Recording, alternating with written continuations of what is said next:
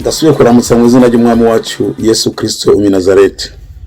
Muri kumwe n'umuvugabutumwa Fidel Musiri mu kiganiro twiyunge n'Imana. Ariko reka imbere yuko dutangura kino kiganiro twishire mu maboko y'Imana. Urakoze data twese uri mu ijuru, Mana ya Abrahamu na Isaka na Yakobo, usubira kutwemera mwami kuba imbere zawe mwami. Turagusabye rero mwami ngo bane natwe utuyobore ibyo dukora byose uko kw'Imana ku hejuru yacu, kugira ngo umuntu wese mwami ashobore kwiyunga n'Imana mu mwaka wa 2022. Tubisenze mu izina ry'umwami wacu Yesu Kristo. Amen.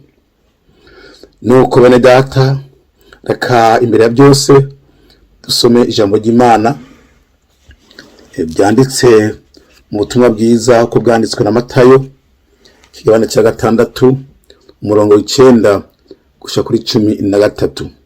Haranditse ngo muze musenge mutya: Data wa twese uri mu ijuru, izina ryawe ryubahwe, ubwami bwawe buze, ibyo ugomba nebe mu isoko mu ijuru, uduhe ibyo kurya dukiye umunsi, turekure ibigaye bitanye byacu nkuko natwe tureka tugiye nabi, nturuteranye twashe nabi yamwe kuza mubi, kuko ubwami n'ubushobozi n'icubahiro ari byawe bidashira. Amen.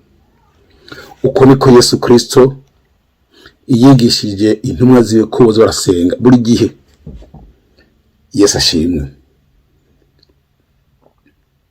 Ati nimwe mushaka ibyo musaba byose muronke, muze musenga mutya. Mugabo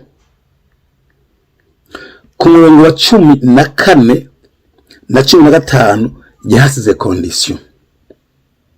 Aravuga ngo nimwaharira abagenzi banyu ibyaha byabo, na so mu ijuru asobare. Mugabo nimutabaharira, so mu ijuru ntazobaharira ibigatiro byanyu. Haleluya. Ngiyo condition yavuze.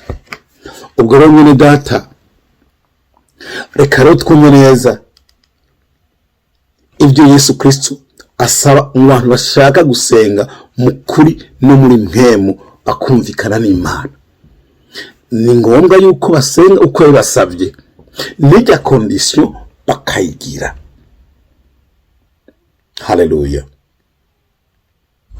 Rero abantu benshi barananigwa ni gusenga ko Yesu Kristo abishaka. Ndazi yuko ufise ibitwaro usengera itandukanye, ufise uburyo ushaka gusenga bitandukanye, ariko Yesu Kristo yasabye neza yuko igisabisho cyoba nkuko agishaka kujya bivuze.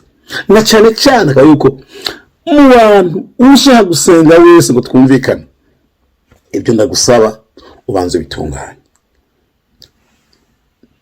Banze uharire mwene data, uharire mwene so, uharire mugenzi wawe ibyo yakoze byose, ujya witwa umwansi wawe. Banze umuharire uhezutse. Haleluya. Umuhebere imyenda yiwe. Ibyo bintu byo kubuza yuko udubona n'Imana uyimuhebere.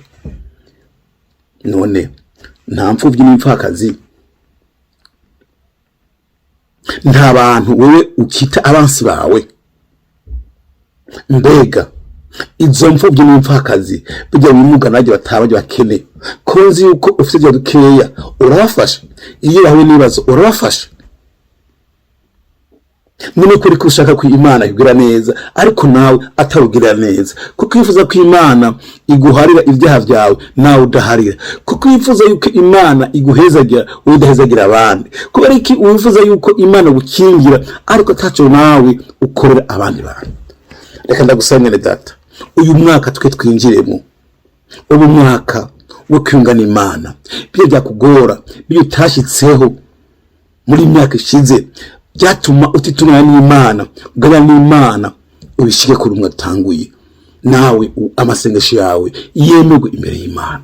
Nuko mwene data, urakoze niwe wiyizi, witahure ukosore ibitagenze neza.